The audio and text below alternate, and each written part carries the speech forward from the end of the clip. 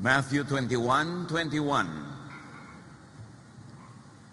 Jesus said to them, "If you have faith and don't doubt, you can tell this mountain to get up and jump into the sea, and it will."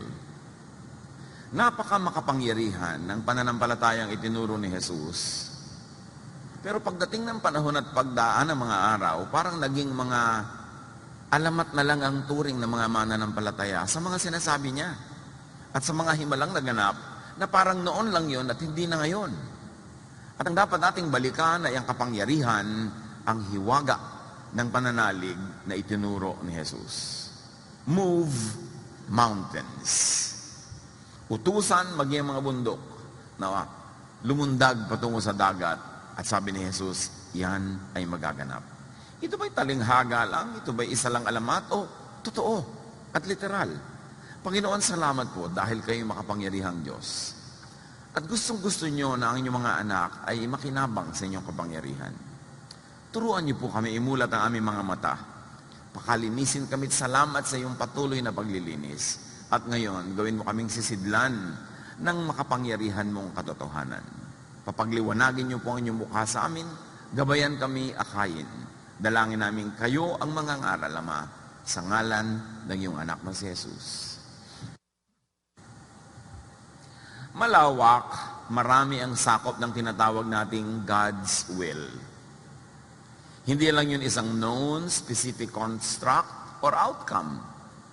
Hindi lang isang tuldok ang kalooban ng Diyos. Kumisan yung mga dugtong-dugtong na mga tuldok, mahabang linya, at kahit sa katumungtong doon, kalooban pa rin niya. Maraming unknown sa pananalig. Napakaliit ang ating alam, napakarami pa nating hindi batid. Isaiah 46:9-10, "I am God and there is no other. There is none like me. I say, my purpose will stand and I will do what I please." So ano yun? Anong gustong gawin ng Diyos? Nagagawin niya kung gusto niyang gawin.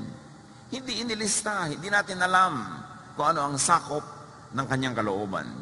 Proverbs 16:4, "The Lord works out everything to its proper end."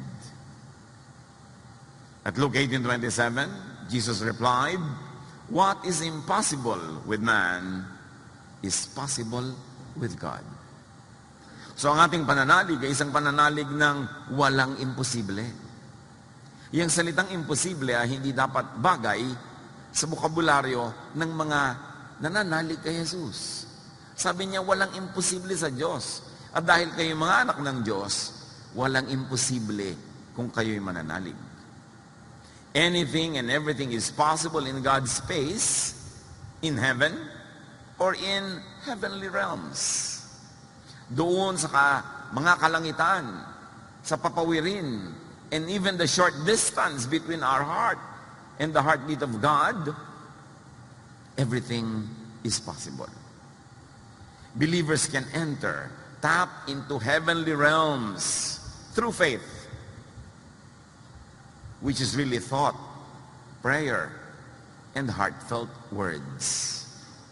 May isang hindi natin nakikita, mayroong isang invisible space, invisible heaven, invisible world where God rules supreme, at tayo nakakapasok doon sa invisible world na yon, nabubuksan natin ang daan patungo doon sa pamamagitan ng pananalig.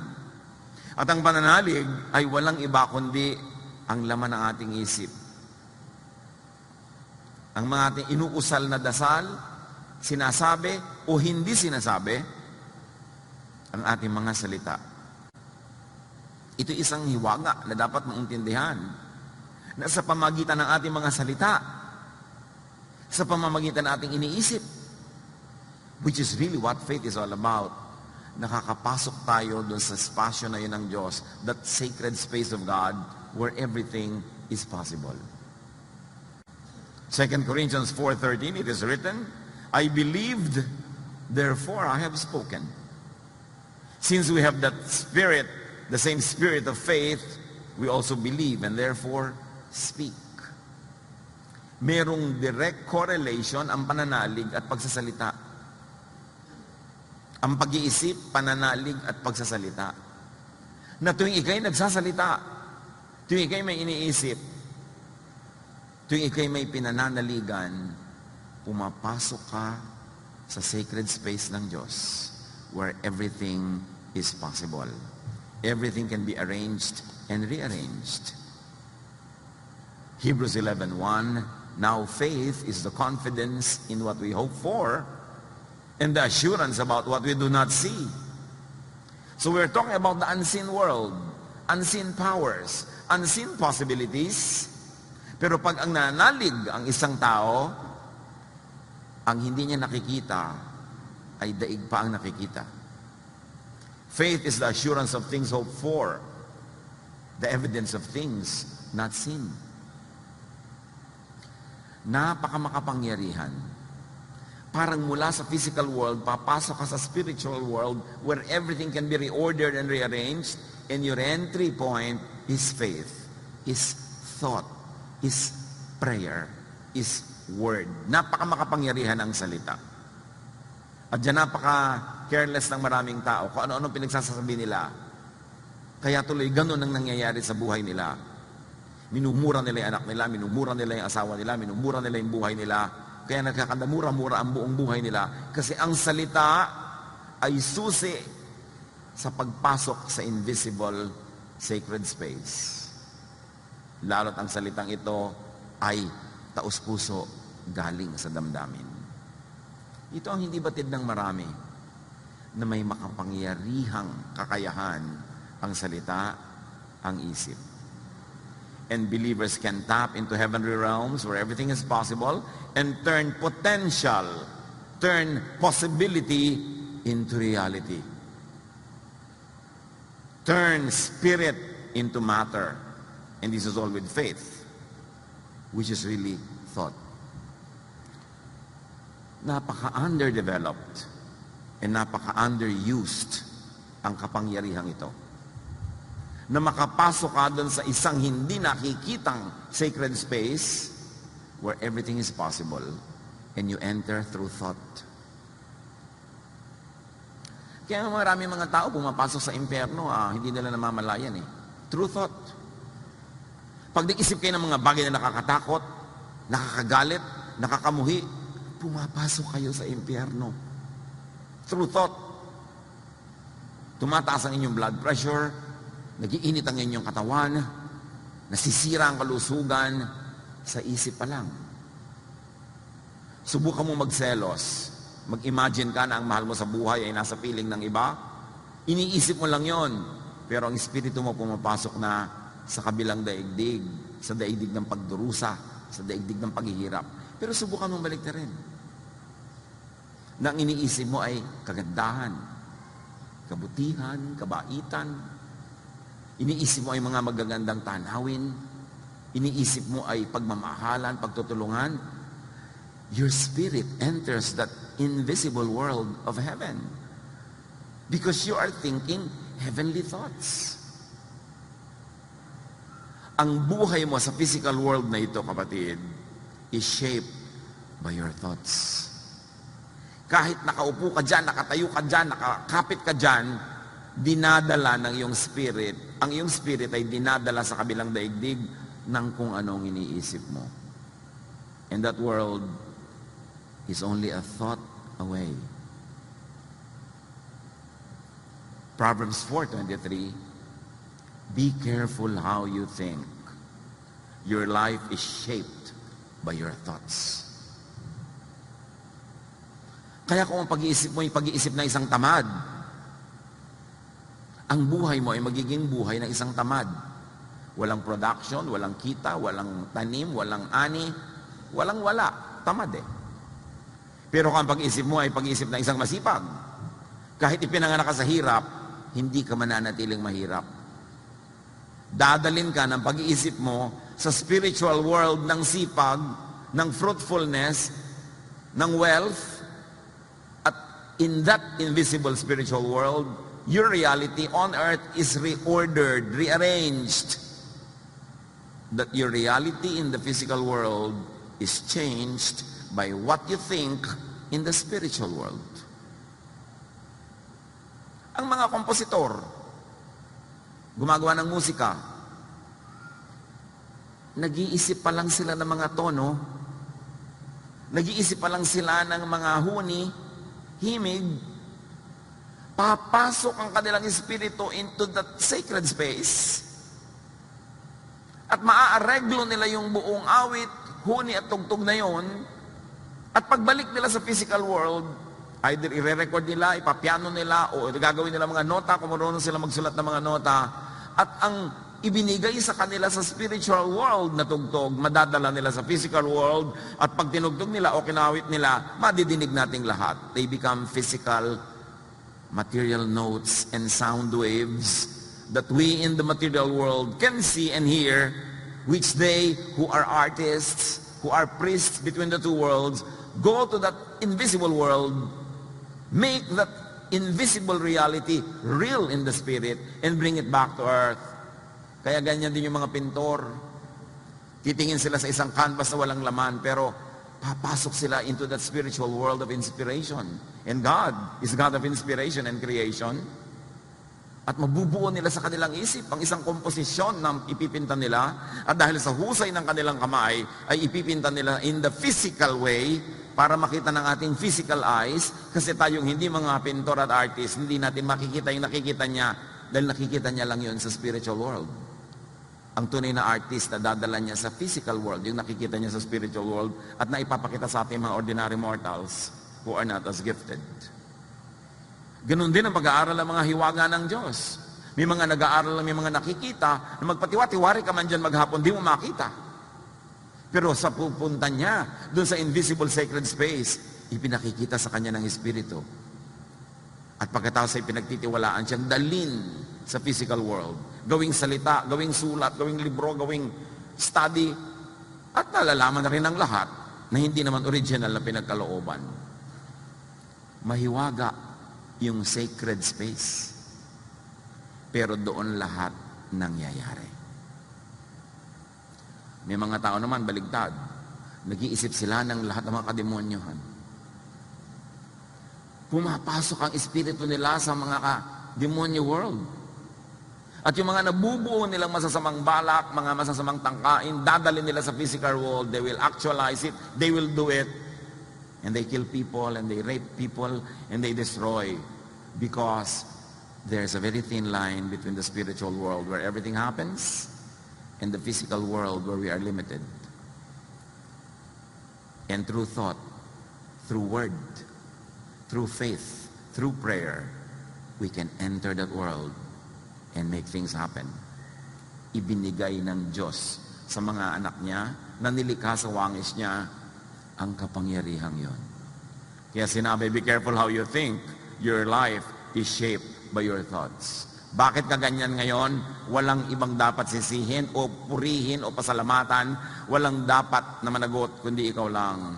Kasi ang mundo mo nililikha ng paraan ng iyong pag-iisip. At ang iniisip mo, lagyan man yan ng religious label o hindi, yan ay prayer. And God answers prayer. On automatic. Hindi na ine-edit pa ng Diyos ang dalangin mo. Hindi sasabihin, oy, gandahan mo yung dalangin mo. Baka pangit ang dumating sa'yo kasi pangit ang pinagpe-pray mo. Pag ipinag-pray mo, pinaniwalaan mo, automatically nagaganap. Paminsan-minsan, God reorders and prevails. Pero miracle na ang tawag dun. But God has created nature to be on automatic. Hindi niya kailangan sumali sa bawat desisyon na gagawin ng nature. Bawat isang bato na malalaglag, hindi na kailangan Diyos pa ang magdesisyon. Predetermined na ang law of gravity. May dalawang nagbanggaan na tumatakbong bata. Yung isa ang laki-laki, yung isa ang liit-liit. Ang tatalsik yung maliit. Kasi predetermined na ang law of velocity, ang law of physics. Hindi na kailangan bawat isa ay makialam pa ang Diyos. Set na yan. So anong pinag-iisip niyo mga kapatid?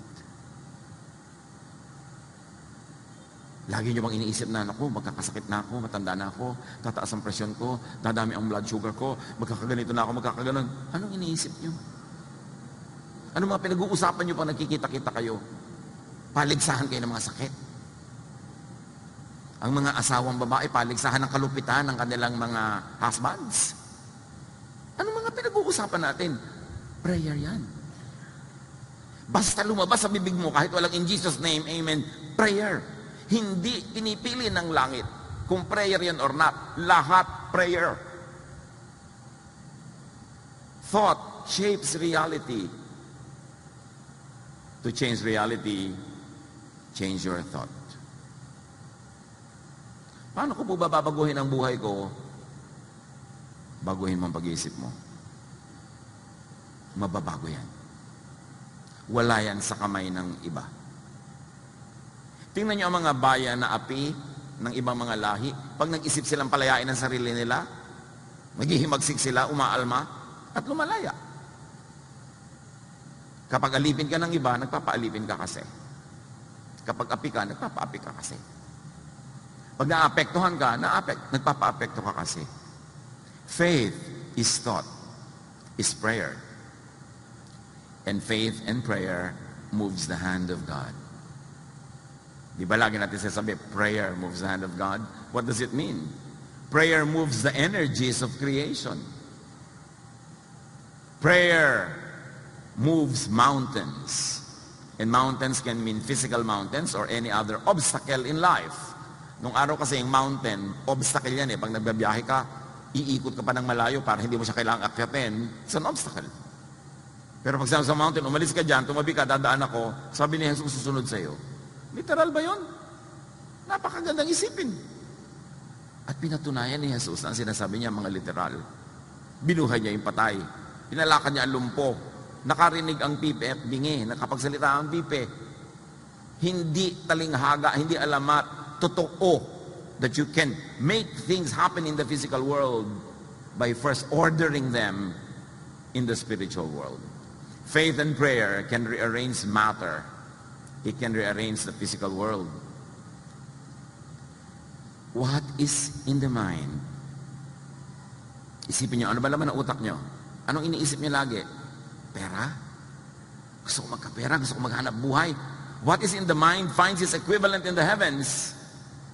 Join forces and combines with its kind, with its relatives, with its twins in creation, and then comes back to you, manifests in the physical world. Kaya kung anong pinag-iisip mo, madalas talaga yun ang nangyayari. Yung nag-iisip na gustong magkaroon ng magandang ganitong bahay, bigyan mo ng konting taon, matutupad yun. Kasi yun ang laman ng utak niya.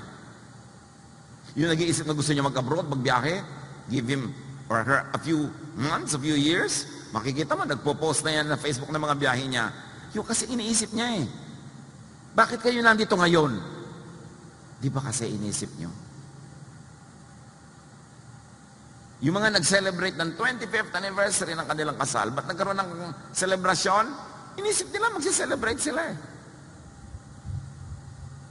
Bakit may mga pamilya nagbabiyahe together? Kasi inisip nila.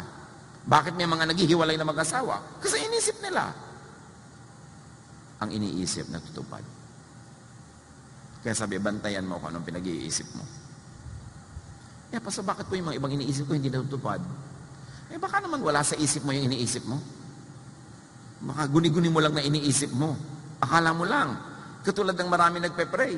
In Jesus' name, in Jesus' name, in Jesus' name. Pero yung pala, bukang bibig lang yun. Hindi galing sa puso. Tandaan nyo, yung tunay na nakakapagpagalaw, yung galing sa puso. Yung totoo. Yung taos. Matthew 21 to 22, Jesus replied, I tell you, if you have faith and do not doubt, not only can you do what has been done to the fig tree, na sinabihan niya, sana huwag ka na mamunga uli at naluoy, but also, you can say to this mountain, go throw yourself into the sea, and it will be done. Naghahanap kasi si Jesus ng bunga doon sa isang puno. Walang kabunga-bunga. Sabi niya, nawa, hindi ka na mamunga pa muli. Kinabukasan, sabi ni Pedro, yun pong puno na sinabihan nyo, luoy na. Sabi niya, huwag ka ma-impress dyan, puno lang yan. Kung ikaw na nanalig, kahit yung bundok na malaki nakikita mo, pwede mo ring utusan. Matthew 21:22, if you believe, which really says if you think, you will receive whatever you ask for in prayer. Bakit po pray ako ng pray, hindi mangyari? Hindi ka naniniwala. Gusto mo lang papaniwalain ang sarili mo kasi gusto mo yung outcome, gusto mo matanggap. Pero ang totoo, hindi ka naniniwala. Kaya hindi nangyayari. Kasi kung naniniwala ka, sabi ni Jesus, mangyayari. Ang pinakamalaking disiplina na dapat gawin ng isang mananampalataya, disiplinahin ang pag-iisip. Kung may tinitirhan ng Espiritu ng Diyos sa bahagi ng ating katawan, yun ay ang ating utak at ang ating puso. Binabantayan natin kung ano ating niloloob.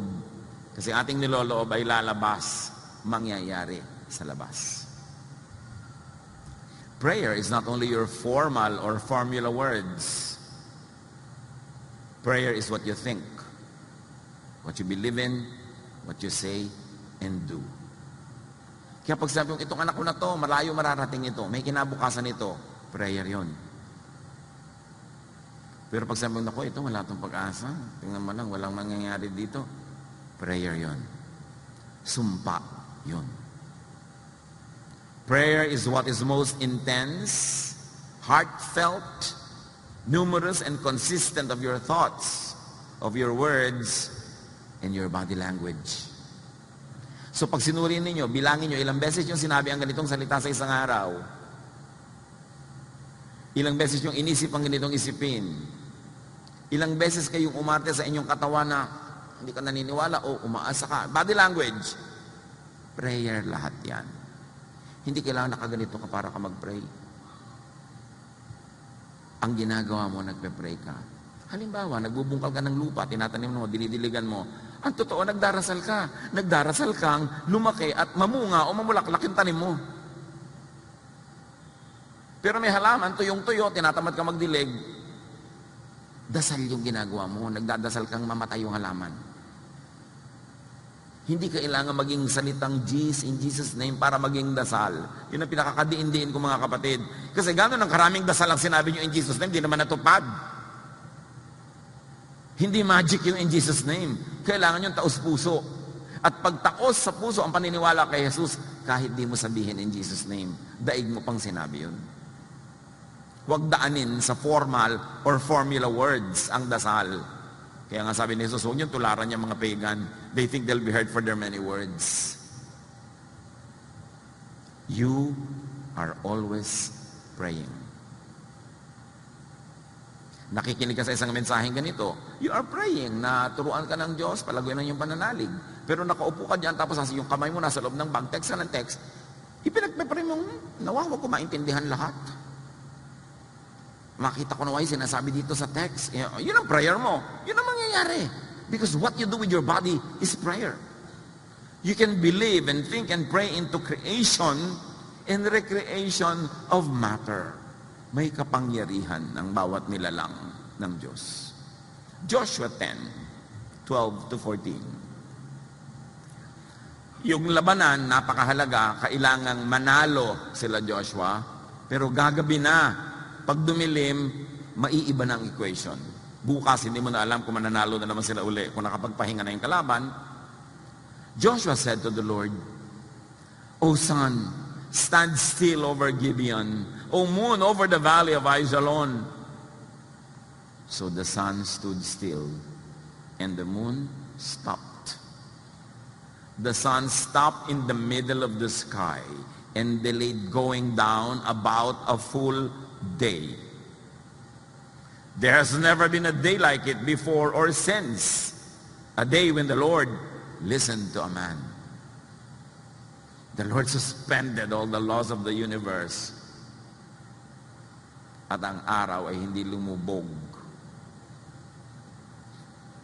Ito ba'y alamat o totoo? Natural, totoo. Pero sa layo na nang nangyari, at dahil maging mga manhid na ang ating mga pananalig, ang tingin na lang natin dyan, noon lang araw lang yan, wala na yan ngayon. God is the same yesterday, today, and tomorrow. And what faith can procure from sacred space, from heaven, from God's power, is immeasurable. Prayer gets answered. Ang hindi lang nga natin batid, yun lang pala nagmumura na tayo, prayer na yon. Yun lang palang iniinom mo yung gamot. Kasi hindi naman ito tatalab sa akin. Ang prayer mo, huwag kang tatalab. Sinasabi mo iniisip mo. Kaya may mga pasyente, tinest yung isang grupo, pinainom ng tunay na gamot, at yung isang man, pinainom ng gamutan lang, pero hindi gamot. Yung mga pinainom ng gamot-gamutan, nagalingan din, nananalig sila kasi nagamot yon. Yun ang tinatawag nilang placebo effect. Their faith turned the placebo material into medicine. You see? Even now, science tells you that. Medicine tells you that. Pag nananalig ka sa doktor, gumagaling ka. Pero nung nakita mo yung doktor, sabi mo, mukhang kalansay ang doktor, anak. Paano ka nga gagaling? Ang tingin mo pala sa kanya, si kamatayan. Doon tayo walang kadisiplina. Yung iisipin mo, yung gusto mo mangyari. Matthew 21:22, if you believe, you will receive whatever you ask for in prayer. And of course, we're expanding the meaning of prayer as everything that crosses your mind and comes out of your lips. That is prayer. Kaya ang bayan natin, dapat natin laging i-bless, hindi yung pagbibukabib mo, only in the Philippines. Kaya mga Pilipino, pintas ka ng pintas. Prayer yun Dapat nating palitan. Prayer can change God's mind within the realm of heaven. Maraming theologian will be scandalized pag sinabi mo, no, prayer doesn't change God's mind. Genesis 18:32. Then he said, may the Lord not be angry, si Abraham ito, but let me speak just once more. What if only 10 can be found there? He answered, for the sake of the 10, I will not destroy it. So God sent angels to Abraham. Many people believe that it's God himself that made an appearance. At sinabi niya, puro daw kasamaan dyan sa Sodom. Sisirain ko na yung city na yan. Sasabugin na yan. Paulan na niya ng apoy. Sabi ni Abraham, kung meron pong 50 mabuti, sisirain niyo pa ba? Sige, para sa 50, hindi na. Tumawad sa Abraham hanggang bumaba na ng bumaba at nahihiya na siya nung 20, pinagbigyan pa rin. Kaya sabi niya, kung huli na po, huling tawad, kung meron po 10. Sabi niya, sige, alang-alang sa 10, hindi natuloy ang plano. You see, God changes His mind. But within His will, kasi His greater will is really to not destroy the city. Meron siyang specific will for at the moment, pero may bigger will siya. Halimbawa, anak mo, ang will mo dahil laging bagsak sa eskwela, patigilin sa pag-aaral. That's your will now. But your greater will really is makatapos siya. So, nung sinabi niyang, magbabago na po ako, sige, pasok ka na uli. Within your will pa rin yun. Kaya sabi natin kanina, malawak ang will of God, hindi lang isang tuldok. At pagka sasabihin mo, kabaitan, kabutihan, kagandahang loob, within God's will yun. Kahit ang una niyang will, paluin ka o ituwid ka, pero mabait siya, kung makikipag-deal ka sa Kanya, mas gusto niya rin pa talagang alagaan ka at mahalin kaysa mapalo ka dyan. 2 Kings 20:1-6. Hezekiah got sick and was almost dead. He was the king. Isaiah the prophet went in and told him, ang taklesang propeta, the Lord says you won't ever get well. You're going to die. Die. Die. So you had better start doing what needs to be done. Pag may ganito kang propeta sa buhay, di ba? Wala man lang ka pasapa sa kalye. Sabi niya, mamamatay ka na daw. Ayusin mo na lahat ang maiiwan mo para hindi magulo. Hezekiah turned toward the wall and prayed, don't forget that I have been faithful to you, Lord. I have obeyed you with all my heart, and I do whatever you say is right. After this, he cried bitterly. Ayaw pa talaga mamatay. So, si Isaiah naman, nasabi na niya yung message niya, papaalis na siya ng palasyo. Nung nandun na siya sa bulwagan, dinadaanan niya. Before Isaiah got to the middle court of the palace, the Lord sent him back to Hezekiah with this message. Hezekiah, I have heard you pray, and I saw you cry. I will heal you, so that 3 days from now you will be able to worship in my temple. I will let you live 15 years more. God changed His mind. Dahil may nagdasal. God's plan pa rin yun. Kasi talaga namang gusto ng Diyos, maayos at pagbigyan ng mga tao. So, hindi naman niya ikapapahamak na pagbigyan ka. So, why not try? Yung mga hihingi lang sa Diyos, Diyos ko, bigyan niyo po kami ng ganito. Damihan mo na. Ano naman ang malay mo? Ibigay. God's will pa rin. Because what we know about God is very good and very kind and very generous. Now, even Jesus adjusts his so-called time in answer to Mary's prayer about the wine. May isang handaan na ubos ang alak, nakita ni Mary, kamag-anak siguro nila yung lalaki nung kasalan na yon, responsible sila na ituloy ang handaan, lumapit si Mary kay Jesus. Obviously, asking for something great to be done. Sabi niya, wala nang alak, anak. John 2:4-5 and 7-9. Dear woman, sabi ni Jesus kay Mary, why do you involve me? My time has not yet come. Akala niyo ba, nakinig si Mary sa sabi ni Jesus that my time has not yet come? Not to be daunted and discouraged, tinawag niya yung mga katulong. His mother said to the servants, do whatever he tells you. May gagawin yan. Kung anong iutos sa inyo, no matter how absurd, do it.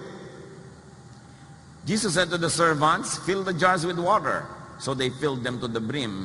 Hindi naman dapat lagyan yun ng tubig kasi ginagamit yun sa isang ceremonial washing.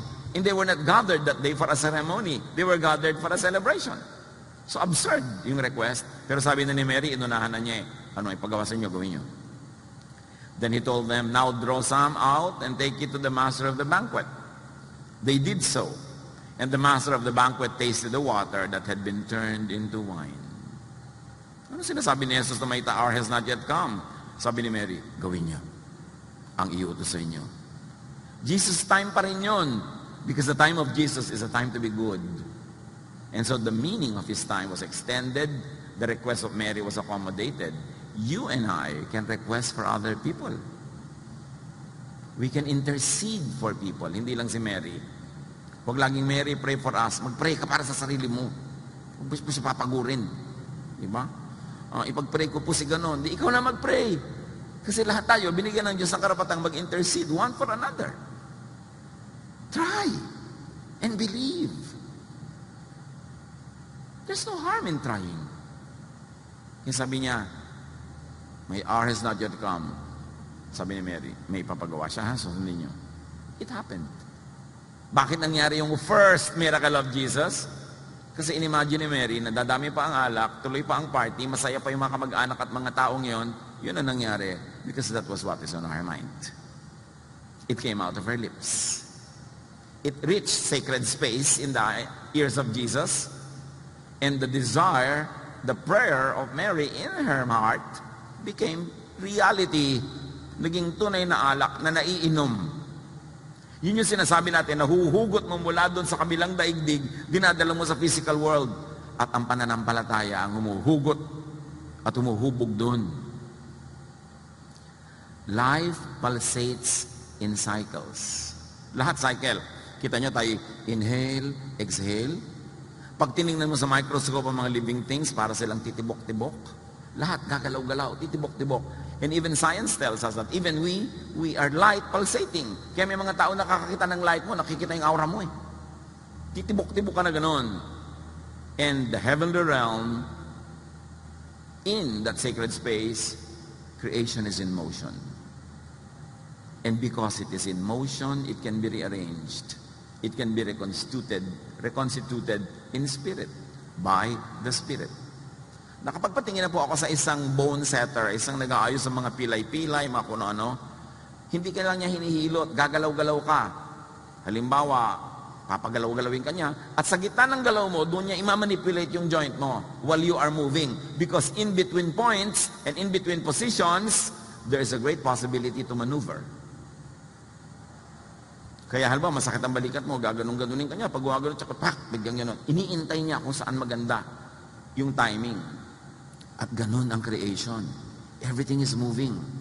Kailan magandang pumasok at sumingit? Between dry season and wet season, between cold and hot, may mga in-between. Kasi nagpapalsate, puro cycles ang buhay. 1 Kings 17:1, now Elijah told King Ahab, as surely as the Lord lives, there will be no dew or rain during the next few years until I give the word. Sinabi ni Elijah, there will be no rain, hindi hahamog.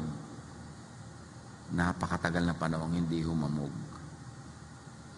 At nung sinabi na niyang uulan na, umulan na. 1 Kings 18, 42 to 43 and 45. Elijah climbed to the top of Mount Carmel and bowed low to the ground and prayed with his face between his knees. Medyo mahirap gawin ito. Ewan ko kung gusto niyo subukan, no?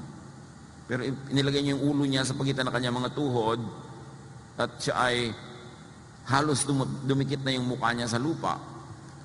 Then he said to his servant, go and look out toward the sea. And soon the sky was black with clouds. A heavy wind brought a terrific rainstorm. Yung posture ni Elijah nag-create ng rain clouds. Ano kayang hiwaga yan na hindi na natin alam ngayon? Kaya marami mga ancient people, pagka hindi umuulan, nagre-ritual sila, may ginagawa sila mga kung ano-ano, dahil napapatunayan nila sa kanilang mga karanasan, umuulan nga. May mga alam ang mga sinaunang tao kung paano papasok doon sa sacred space. Paano hilahin mula doon patungo sa ating literal physical space, yung arrangement na gusto natin. So observe the reordering of creation.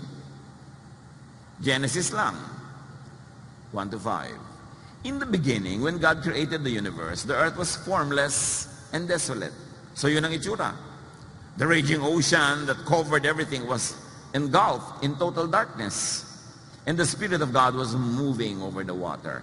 You see, there were the waves, there was this darkness, there was a heaving, this expansion and contraction of everything around. Then God commanded, let there be light. At the right time, in between those pulsations, and light appeared. God was pleased with what he saw. Then he separated the light from the darkness, and he named the light day in the darkest night. Everything passed, and morning came. Evening passed, and morning came. That was the first day. Pag sinuri mo ito, ang daming dynamics involved. Powerful spirit to matter, manifestations happen in between, at twilight or break of dawn, between day and night. Yung day and night masyadong mystical. Di ba? Nagpapalsate. Inhale, exhale, night, day. Sa pagitan ng night and day, dyan maraming kababalagan nagaganap.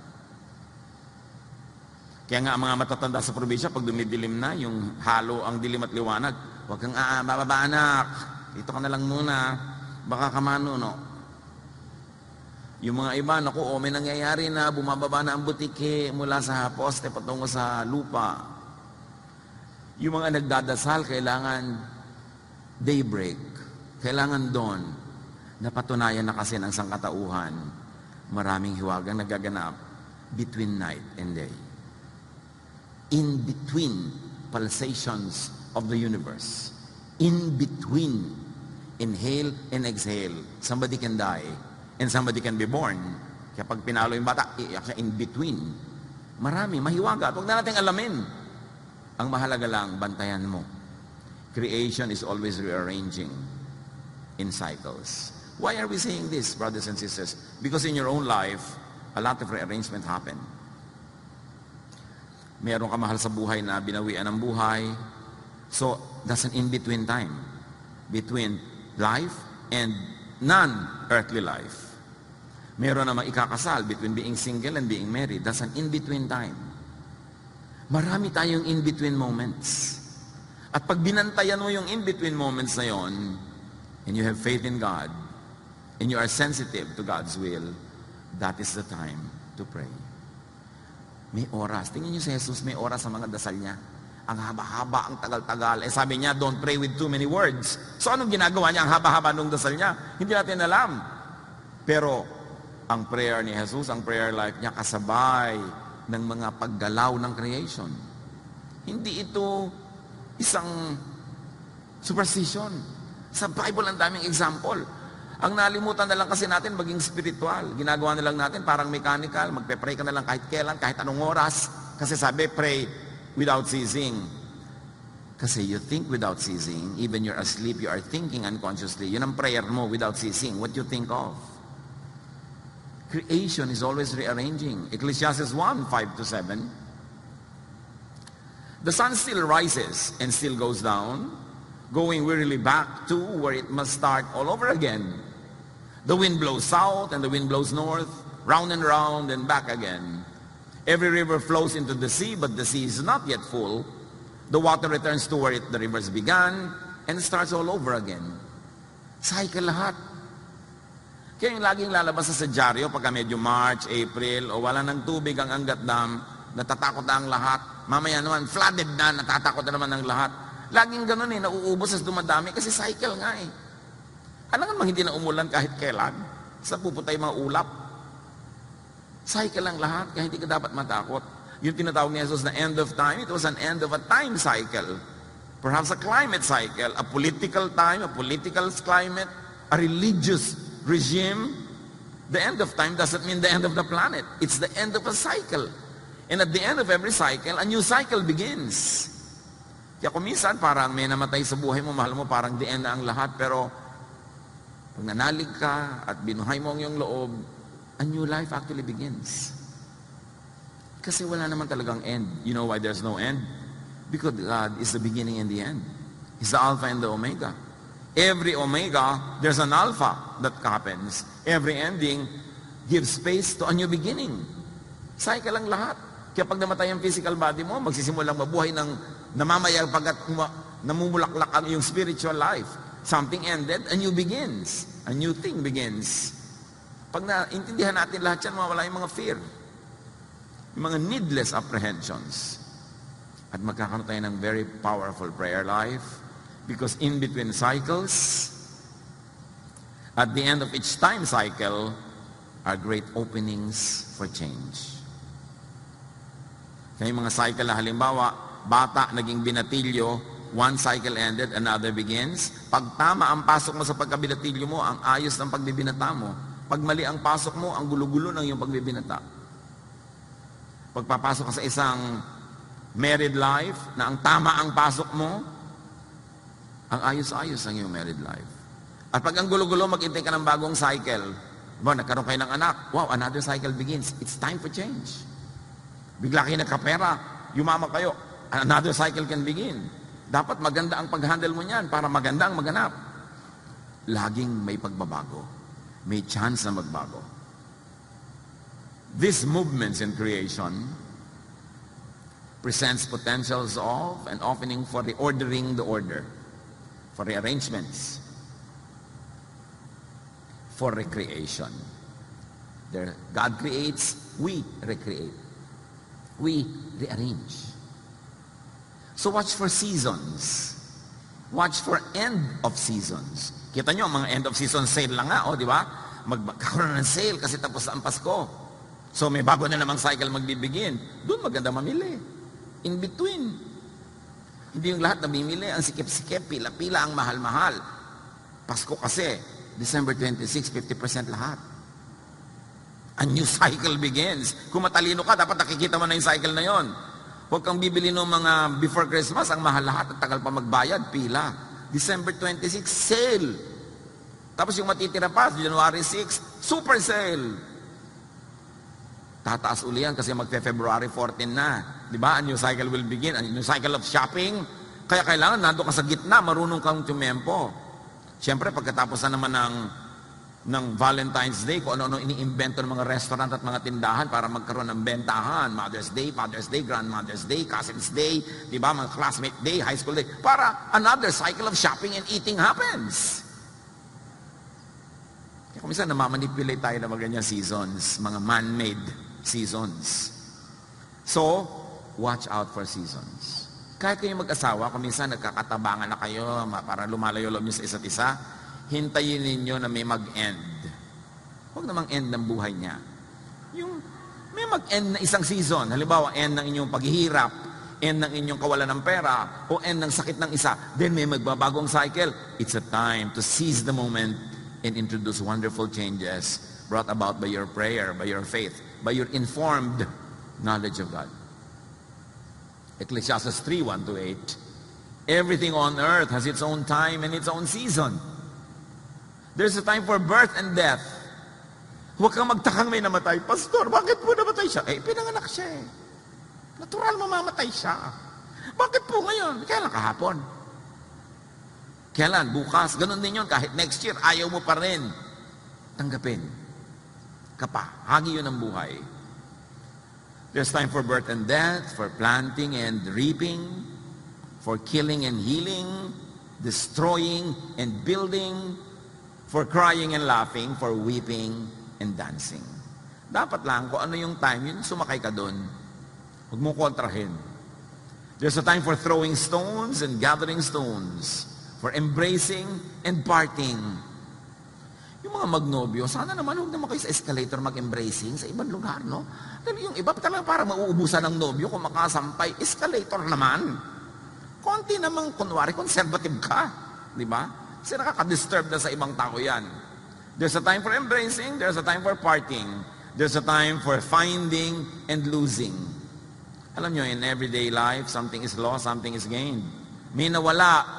O ganon, sa mga ganon. Ecclesiastes 3:6, there's a time for losing. Huwag ka na magmukmok, nawala na, hinanap mo, hindi mo na nakita. End of it, move on. Kasi another cycle will begin. When you lose something, another cycle of gaining something will come. But if you're always looking backward to what you lost, you don't have time to look at what you're gaining, you lose time. There's a time for keeping and giving. A time for tearing down, and sowing. A time for listening and speaking. There's also a time for love and hate, for war and peace. Walang surprise sa mundo. Lahat yan mangyayari in a lifetime. Cycles lahat. Huwag kang makipagtunggali sa mga nakatakda. Sakay ka lang. Do the best out of whatever is happening in your life right now. And there's really no end. The end is only a pause for yet another beginning. The end of a dream is not the end of the world. The end of a career is not the end of your life. The end of a romance is not the end of your well-being. Walang end. Everything continues to recycle. And strongly, at in-between and ending times, sa pagitan ng ending at beginning, nandun ang very strong presence ng Diyos, the Alpha and the Omega, where the ending becomes tangent with the beginning. Where at one point, the ending meets the beginning, that is where God works most powerfully. Kaya tatandaan nyo, may nag-e-end. Nag-retreat ka, nare-realize mo ang iyong mga kamalian. That's the end of that ignorance. God is so strongly present because there's a new beginning that will happen. Because God is the beginning and the end. Even the arrangement, kung gusto mong gawing geometric arrangement, yung mga verses na ito, makikita mo where it is most powerful to introduce changes in your life. Revelation 21:6, I am the Alpha and the Omega, the beginning and the end. Jeremiah 29:11, God says, for I know the plans I have for you. Plans to prosper you and not to harm you. Plans to give you hope and a future. So sa Diyos ka kumapit, hindi sa tao, hindi sa pera, hindi sa career, hindi sa anything. Kasi pag sa Diyos ka nakakapit, dumating at umalis lahat yung mga yon, nakakapit ka kay Alpha and Omega, you are secure. Yung kaligayahan mo, make it co-existent with the presence of God, not with the presence of just people, because people come and go. Not with the presence of material things or success, because success can sometimes become like failure.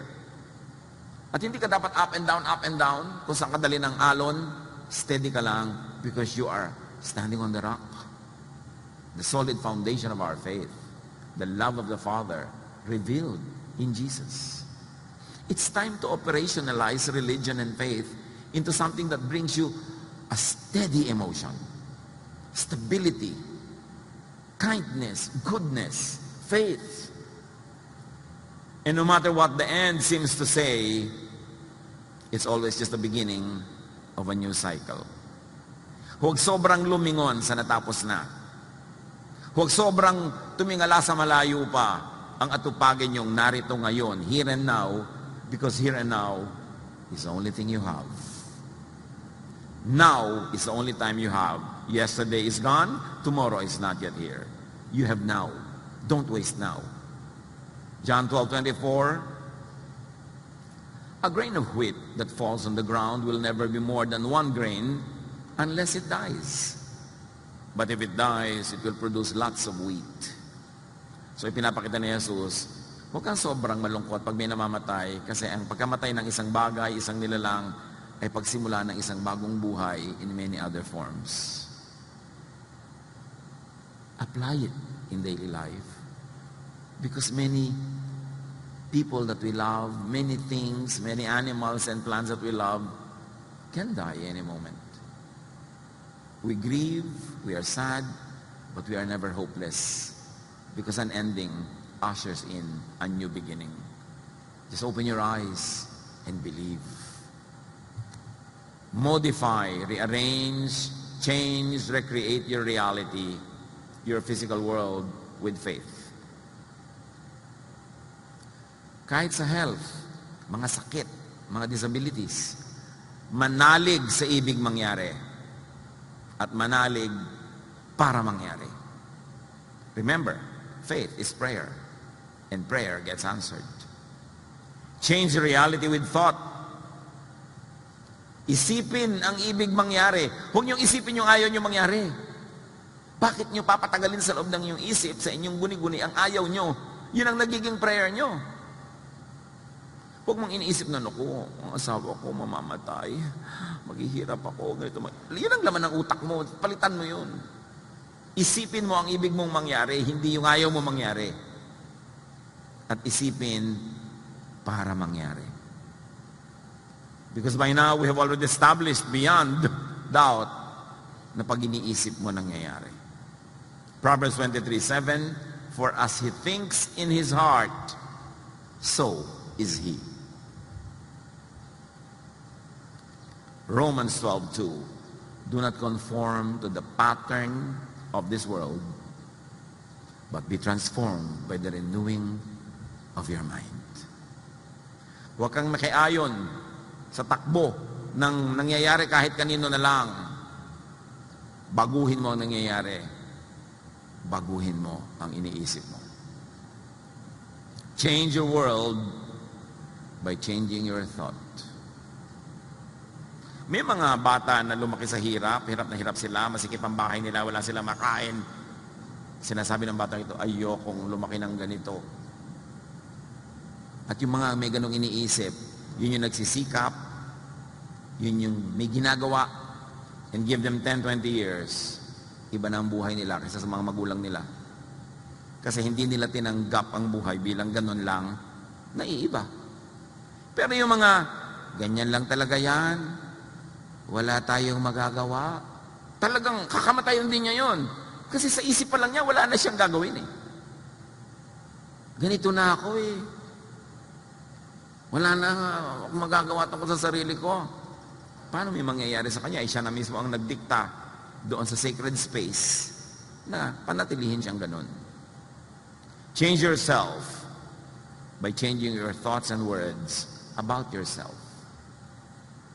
Kaya nga lagi ko rin pinapaalalahanan yung mga prayer leader, mga sa church, kahit sa church, na yes, nagkakasala tayo, yes, nililinis tayo ng Diyos, but we must focus on the finished work of Jesus.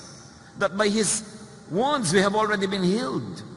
By His blood we have already been cleansed. Because of His sacrifice, we have already been made holy by the Father. Tapos tinagdadasal ko, Diyos ko, ang dumi-dumi ko po, di po ako karapat-dapat magdasal. Eh, ba't nagdadasal ka pa? Di ka pala karapat-dapat dyan. Di ba? Wala po ako, marumi po ako, isa po ako ganito. Nung araw yun, bago si Jesus namatay para sa'yo, binabaliwala mo naman nakamatayan ni Jesus. Ang paglilinis sa'yo, wala naman ang utak mo, kundi nagkasala ka, marumi ka, kulang ka. While it is happening in your reality, only in your earthly reality, in sacred space, in heaven, it is not happening because Jesus already made you clean. God looks at you as a holy person because you were cleansed by the blood of Jesus. So when you stand to pray, thank God, thank you Lord that I have been cleansed. Hindi na yung dumi-dumi ko po, alam ko na yan. Diba? Hindi mo naman po ako karapat dapat magdasal. Eh, ba't nagdadasal ka pa? Tama na ang drama-drama. Dapat mabuhay na tayo sa mode of thinking that we have been blessed, we have been cleansed, we have been saved. At ipamuhay yun sa salita, sa isip, sa gawa. Hindi puro laging inuusig mo ang iyong kapwa sa kasalanan niya na parang hindi namatay si Jesus para sa kanya. Laging yung dumi niya ang pinag-uusapan natin na parang hindi siya hinugasan ng dugo ni Kristo. So, kung ang lagi mong sinasabi, ang lagi mong iniisip ay marumi ka, nagiging marumi ka nga. At laging yun ang iniisip mo tungkol sa iyong kapwa, at least sa iyong mundo, madumi siya. So, iiwasan mo, magagalit ka sa kanya, babatuhin mo siya. Anong bunga nun? Puro unjesusness. Kaya sa isip pa lang, dinidisiplina na natin. You are already a forgiven people, a royal priesthood, a sacred nation before God. Take your destiny, take that gift, and live in it. Enjoy it.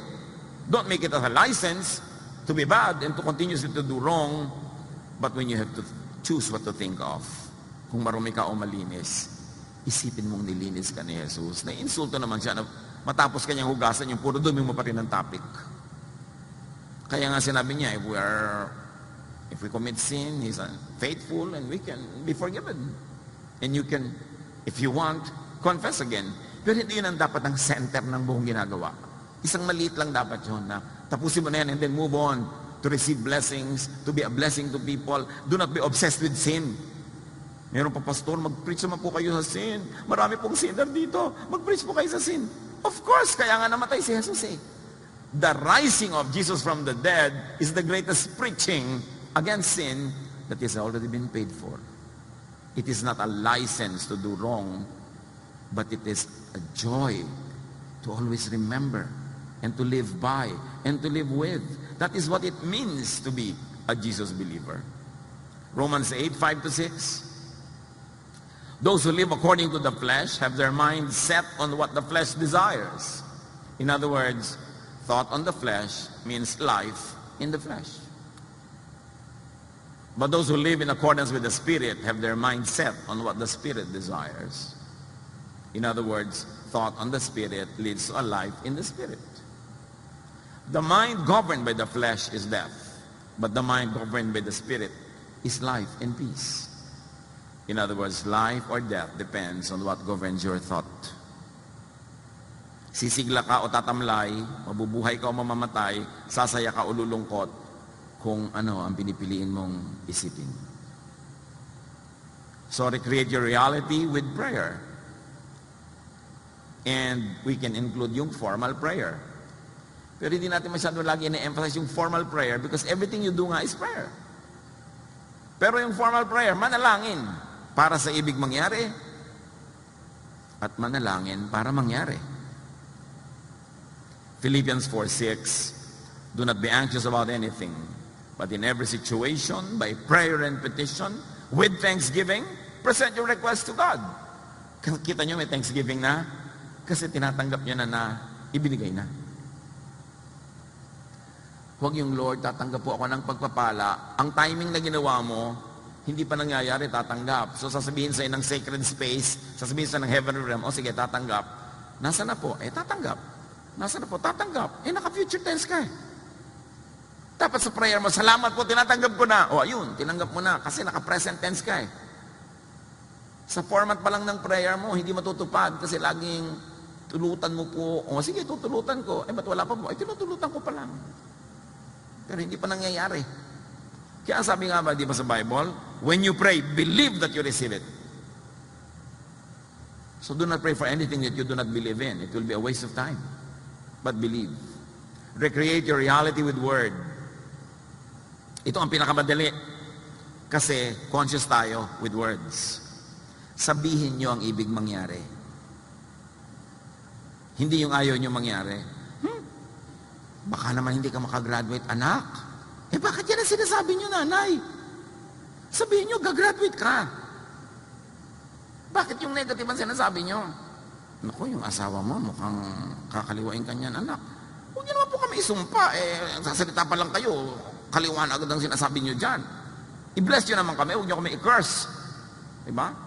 Yung tatakbo pa lang, naku, nga dadapa yan.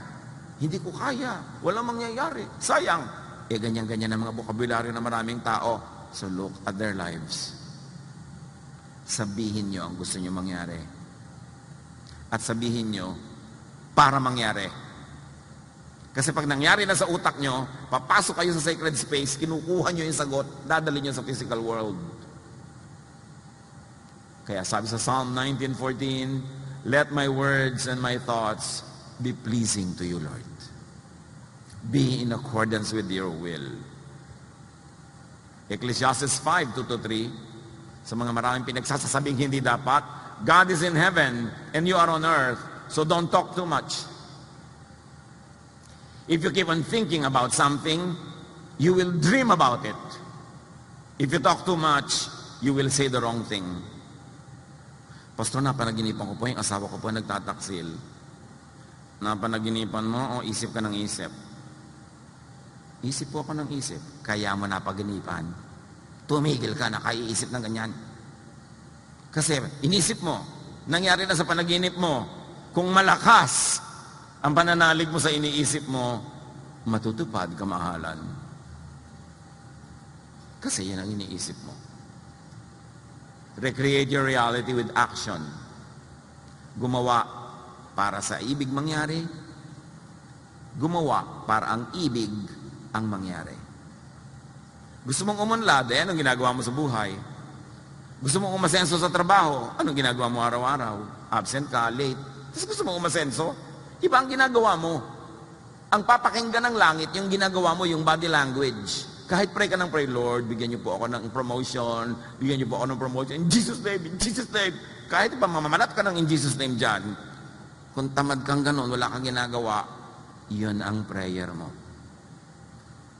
Mark 5:28-29, she thought, yung babaeng dinudugo, bawal sa dinudugo na humawak sa kapwa-tao, lalo sa lalaki. Dinudugo siya, naniniwala siya, pag nahawakan niya laylayan ng damit ni Jesus, gagaling siya. Nilabag niya ang batas, hinawakan niya. She thought, if I just touch his clothes, I will be healed. Immediately, her bleeding stopped, and she felt in her body that she has been freed from suffering. May ginawa. Hindi lang siya nanalig, may ginawa. The prodigal son, alam niyo na yung kwento, naglayas, kinuha ang mana, naglustay, tapos naghirap, nagutom. Pero may faith pa rin siya sa father niya. Sabi niya, mabait ang tatay ko. Uuwi na lang ko sa kanya kahit gawin niya akong katulong. At least kakain ako sa oras.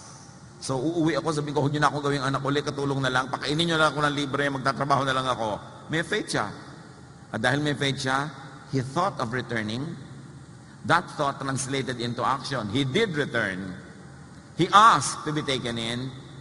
But the father took him in back as a son, not as a servant. Kita niyo what thought can accomplish? Naisip niya, bakit nga ba ako naghihirap dito? Babalik na lang ako sa tatay ko, kahit katulong ako, okay na. Naisip niya yon, ginawa niya yon, natupad. Pag may problema, anong pinag-iisip natin? Takasan yung problema? Itatwa yung problema? Inisip niya ang solusyon, ginawa niya, natupad. Meanwhile, the elder brother, na hindi umaalis, laging proper, laging correct, yung pala dahil lang wala siyang faith sa ama niya, wala siyang faith na mabait ang tatay niya, wala siyang faith na mahal siya, kaya hindi siya humingi kahit ano, hindi siya nag-party. Tapos isusumbat-sumbat niya. Sabi ng tatay niya, nandito ako lagi, nandiyan ka lagi, ba't di ka nag-party? Problema mo yan. The elder son had no faith. Therefore, he had no action. Therefore, he received nothing. Faith is everything. But believe and not doubt. James 1:6-7.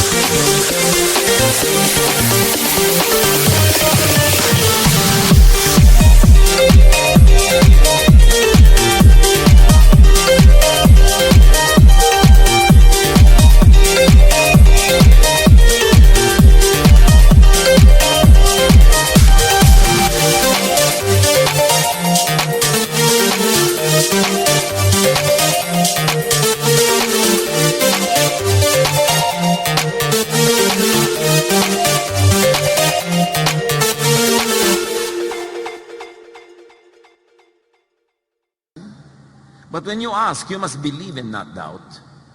Because the one who doubts is like a wave of the sea, blown and tossed by the wind. That person should not expect to receive anything from the Lord. Nagdududa ka lang naman, salita ka ng salita, sambit ka ng sambit ng dasal, pero sa puso mo, di ka naniniwala, don't waste your time, wala kang matatanggap. Faith is everything. And faith is expressed by thought, even by our dreams. Faith is expressed by words, by action. Matthew 11:24, sabi ni Jesus, therefore I tell you, whatever you ask for in prayer, believe that you have received it, and it will be yours. Tingnan nyo ang past tense, present tense, and future. Whatever you ask, present. Believe that you have received, past, and it will be yours. Naniniwala ka, paniwalaan mo nang natanggap mo na. At dahil naniwala ka na, susunod na yung sacred space. Susunod na yung heavenlies. Susunod na yung spiritual world sa pinaniwalaan mo. So naniwala ka ng tinanggap mo, so matatanggap mo na. Pero pag naniniwala ka palang na tatanggapin mo, naka-future tense, di naka-future tense din siya, kailan matutupad yon? Pag pinas tense mo na.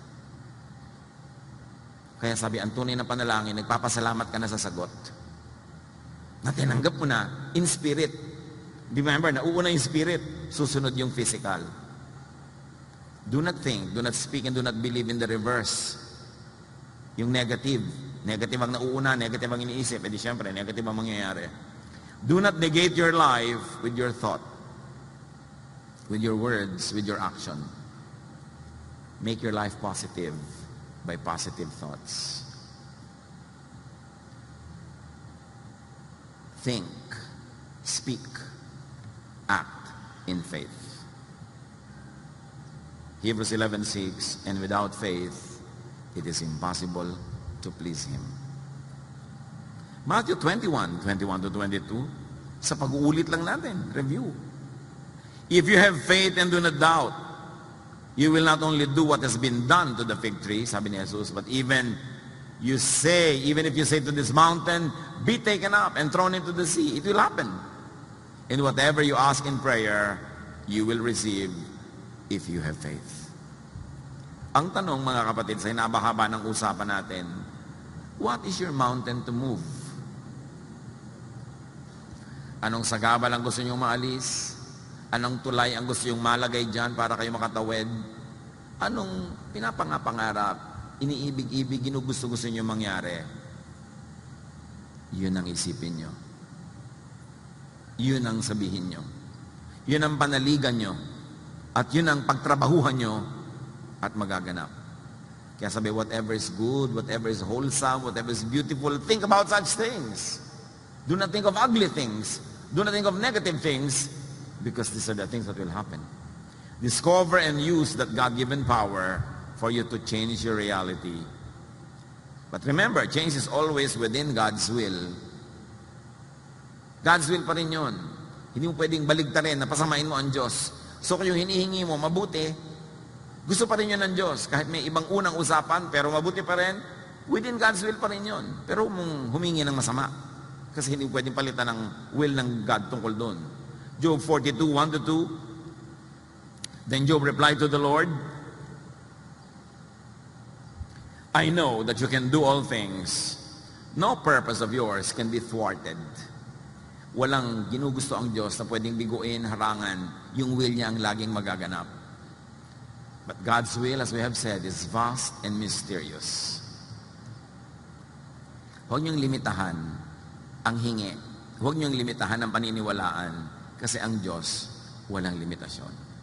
1 Corinthians 2:9, this is what the scriptures mean when they say, no eye has seen, no ear has heard, and no mind has imagined what God has prepared for those who love Him. Ni hindi pa sumagi sa ating guni-guni, wala pa tayong nakita o narinig tungkol sa mga mabubuti, magagandang bagay na inilaan para sa atin ng Diyos. Huwag natin siyang limitahan. So explore God. Try God. Merong isang example, Malakay 3:10, trial. Ang point ko dito yung trial, ha? Sabi ng Diyos, bring the whole tithe into the storehouse that there may be food in my house. Ito ngayon yung heart of the matter. Test me in this, sabi niya, says the Lord Almighty, and see if I will not throw open the floodgates of heaven and pour out so much blessing that there will not be room enough to store it. And the heart of the message we like to emphasize is, God says, test me. Subukan niyo ako. You have not seen, you have not heard, you have not even imagined the wonderful things I like to give you. Try me. Subukan nyo to do it my way, to obey me, to pray, think, act, speak within my will. At pag hindi nyo naman nakita ang di nyo pa nakikita, hindi nyo matanggap ang hindi nyo pwedeng masalo sa inyong kandungan o sa inyong kamay, kasi pupunuin ko kayo na maraming pagpapala. Sabi niya, try me. Dear Lord, we thank you that you are limitless. And we thank you that the heavenly realm is limitless. Teach us, Lord, to be spiritual, not to be limited by the laws of this material world, not to be limited by our materialistic orientation. Teach us to believe in the impossible because it is possible with you. Teach us to expand our faith, expand our world, even change our world through our conscious thinking, our conscious speaking, and doing things. Pagbulay-bulayan natin, mga kapatid, ang kahulugan nito sa ating buhay. That we are not victims of what happens in our lives. We could be active participants. As we think, as we speak, as we act, we create our lives. Father, continue to speak to your people as everyone bows before you and hear your silent voice.